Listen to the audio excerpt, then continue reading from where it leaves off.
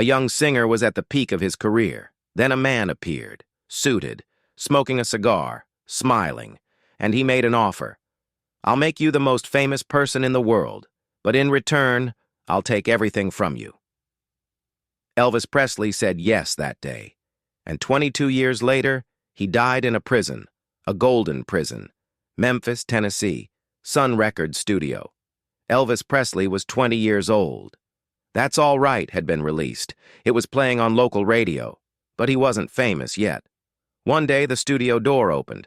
A middle-aged man entered, fat, suited, cigar in mouth. He was smiling, but his eyes were cold. "Hello," he said. "I'm Tom Parker, but everyone calls me Colonel." Elvis shook his hand. "Nice to meet you. I'm Elvis." "I know who you are. I've been watching you. You're talented, very talented." Elvis was embarrassed. "Thank you, sir." The Colonel took the cigar from his mouth. "But talent isn't enough. You need money, connections, management." "I already have a manager, Bob Neal." The Colonel laughed. "Bob Neal will keep you in Memphis. I'll take you to the world." Elvis paused. "How?" "Work with me, 25% commission, and I'll make you a king."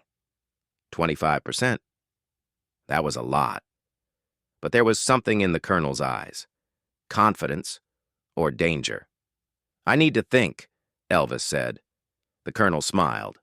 "Of course, but don't wait too long. Opportunities don't wait." And he left.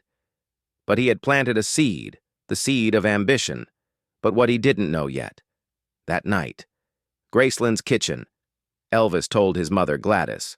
"Mama, a man came, Colonel Tom Parker. He wants to manage me." Gladys frowned. "How much does he want?" 25%. Gladys got angry. "Too much. Bob Neal only takes 10%. But the Colonel said he'd make me world famous." "Elvis, money isn't everything. You're happy now." "But Mama, I want more. For you, for Daddy, for all of us." Gladys held her son's hands. "Elvis, be careful. Some people are devils. They smile, talk sweet, but they take your soul." Elvis laughed. "Mama, he's just a manager." But Gladys wasn't comfortable, because she felt it. That man was dangerous. This is where everything changed. August 1955. Colonel Parker visited Elvis again. This time, he brought a contract. "Read it," he said, "and sign." Elvis read. But he didn't understand. Legal terms, complex sentences. "Didn't you say 25%? he asked. "Yes, at first, but later it'll be 50%. Elvis was shocked. 50%? That's too much.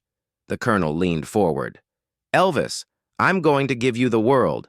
I'll make you famous, make you rich, but in return, I want everything." "Everything?" "Your time, your decisions, your career. I'll manage everything.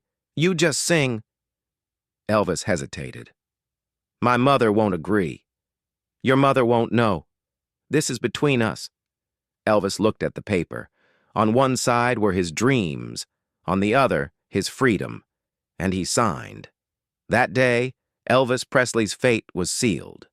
Wait a minute.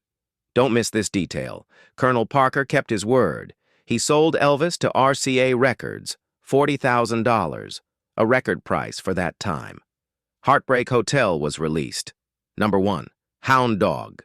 Number 1, Don't Be Cruel. Number 1, Elvis became a superstar overnight. Everyone was talking about him, on television, on radio, in newspapers, but Elvis began to notice. The Colonel controlled everything. "You won't sing this song.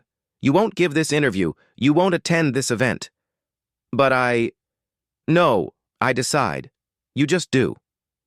Elvis protested. "But this is my career." The Colonel smiled. "No, Elvis. This is my career. You're just the product." Product. That word hurt Elvis.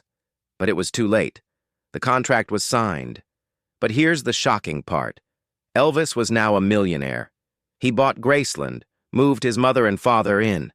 But Gladys wasn't happy. "Elvis, the Colonel is using you." "No, Mama. He's helping me." "Helping? You never rest. Everyday concerts, everyday interviews, everyday filming. This is slavery. But we're rich. We're happy. Gladys shook her head. Money doesn't bring happiness. Freedom does. And you're not free anymore. Elvis didn't listen to his mother because he was intoxicated by success. But one day he saw a document in the colonel's office. A contract. But it wasn't 50%. It was 75%. What's this? He asked angrily. The colonel stayed calm.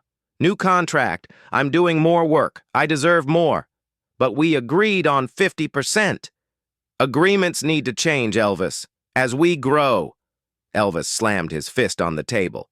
No, this is theft. The colonel stood up, threatening. Theft? Who made you what you are? Without me, you'd still be playing cheap bars in Memphis. But you're nothing. Without me. And at that moment, Elvis understood. He was trapped. In a golden cage. What you've seen so far is nothing. August 1958, Gladys Presley died. Elvis was devastated because he had lost his only supporter. At the funeral, Colonel Parker came to him. My condolences, Elvis. Elvis didn't even look at him because he knew. His mother was right. The colonel was a devil. But business continues, said the colonel. After you return from the army, we need to work hard. My mother isn't even buried yet. I know. But life goes on, and we need to make money. Elvis cried, but silently, because he couldn't speak up anymore. During his 2 years in the army, he constantly thought about the colonel. I must escape. I must break the contract. But how? He was legally bound, financially bound, and emotionally broken. You won't believe this. Elvis returned from the army, and the colonel was waiting. Welcome back, King. Now the real work begins. What do you mean? Movies. Lots of movies. 3 movies a year for 10 years. Elvis was shocked. But I want to give concerts, make music. Movies are more profitable, and I make the decisions. But no buts, Elvis. There's a contract. Remember? Elvis remembered. That damn contract. The one he signed in 1955.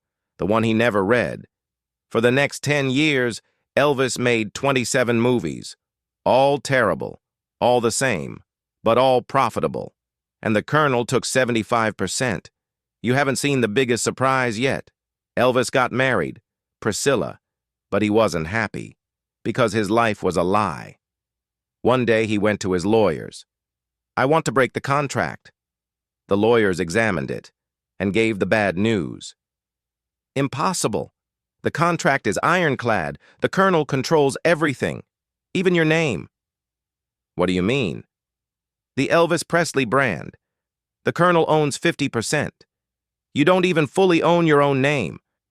Elvis went crazy. How is this possible? You signed in 1955 without reading. That night, Elvis confronted the colonel. You stole my name. The colonel smiled. I didn't steal. I bought. You sold. I was a kid. I didn't know. You should have known. Elvis was about. The court decided. Colonel Parker had exploited Elvis. The contracts were invalid, but it was too late. Elvis was dead, and millions of dollars had been stolen. The colonel never regretted it. I'm a businessman. I did my job. Colonel Tom Parker died. 87 years old, rich, but alone. Nobody went to his funeral, because nobody loved him. When he read that document, the 2000s, researchers examined Colonel Parker's past and found shocking truths. 1. The colonel's real name was Andreas van Kuijk. He was Dutch. 2. He was an illegal immigrant, living with false identity. 3. That's why he never took Elvis abroad. Fear of deportation. 4.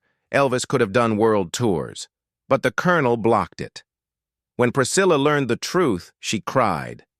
Elvis could have seen the world, but the colonel hid his own crime and stole Elvis's dreams. Documentaries were made, books were written, and everyone understood.